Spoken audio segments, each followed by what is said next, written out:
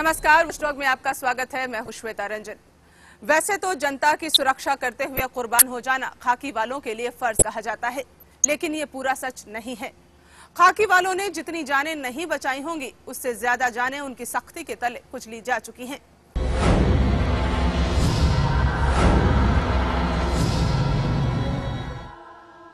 गोरखपुर का एक थाना पुलिस की हैवानियत का नमूना बन चुका है। आखिर क्या है इस थाने के पीछे का सच? ये है गोरखपुर का शाहपुर थाना, जो बनाया तो गया था लोगों की सुरक्षा और सलामती के लिए, मगर ये सुरक्षा से ज्यादा खतरे का नमूना बन गया है।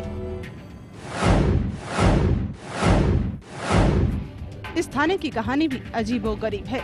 शिलान्यास के समय से ही ये विवादों में है। इस थाने का शिलान्यास 1980 में हुआ था, लेकिन निर्माणाधीन भवन की दीवार ढहने से 3 मजदूरों की मौत हो गई। तब से तो इस थाने को ग्रहण ही लग गया है, और उस वक्त से जो सिलसिला शुरू हुआ तो दशकों में अब तक यह थाना 9 बेकसूर लोगों की कुर्बानी पुलिस के हाथों ले चुका है। अब तो लोग इस थाने को अभिशप्त कहने लगे हैं। इस थाने में कोई अनहोनी ना हो जाए, इसलिए यहाँ की पुलिस दिन की शुरुआत हनुमान जी की पूजा के बाद ही करती है। एक और खास बात यह है कि इस शब्द से जिस थानाध्यक्ष का नाम शुरू होता है, उसी के कार्यकाल में ही अनहोनी होती है। इस थाने का शिलान्यास 1980 में हुआ था, लेकिन निर्माणाधीन भवन की दीवार ढहने से 3 मजदूरों की मौत हो गई। इसके बाद 1983 में पुलिस हिरासत में चोरी के आरोपी दीपू की बुरी तरह पिटाई से मौत हो गई। 2001 में राजेश शर्मा पर पुलिसिया बर्बरता 3rd डिग्री के रूप में टूटी, जिससे उसकी मृत्यु हो गई। 2003 में थाने में एक कार्यक्रम पेश कर रही डांसर रानी को नशे में धुत सिपाही ने गोली मार दी। 2005 में इसी थाना क्षेत्र की पुलिस ने रुपयों के लिए सिद्धार्थ को जिंदा फूंक दिया। 2006 में खाकी में छिपी शैतानियत ने सुनील साहनी की जान ले ली। शाहपुर थाने को कलंकित करने का काम किसी और ने नहीं, यहीं की पुलिस ने किया है।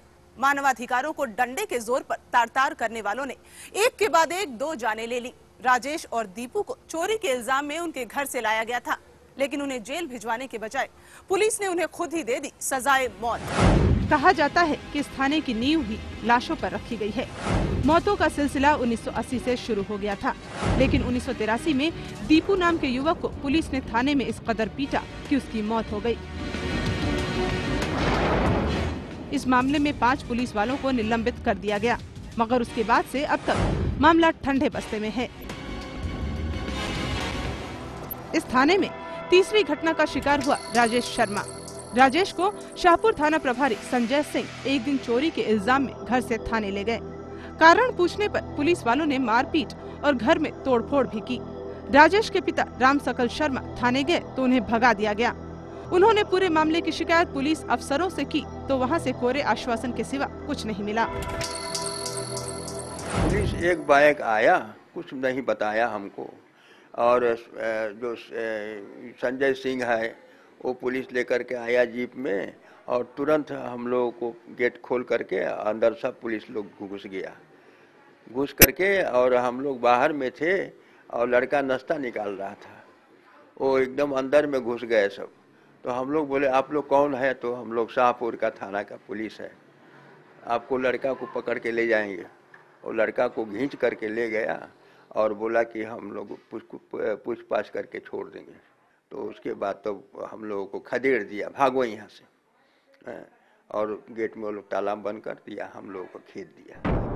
राम सकल शर्मा जब अपने बेटे राजेश के बारे में पूछताछ करने गए तो थाने वालों ने बताया कि हिरासत में उसकी मौत हो गई है और उसे फूंक दिया गया है।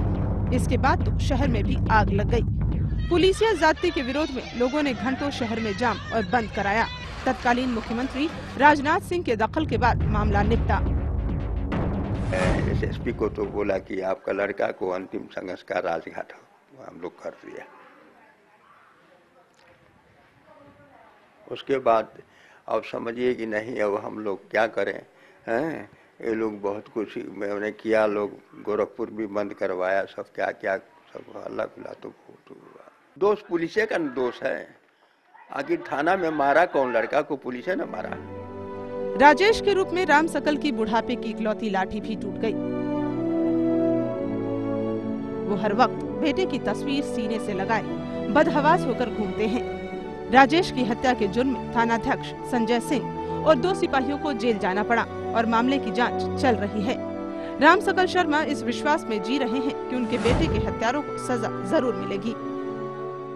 गरीब घर की एक लड़की पर पूरे परिवार की जिम्मेदारी थी। मुफलिसी में वो एक ऑर्केस्ट्रा पार्टी में डांसर बन गई, मगर शाहपुर थाने की पुलिस ने जश्न में अंधे होकर उसे मौत दे दी।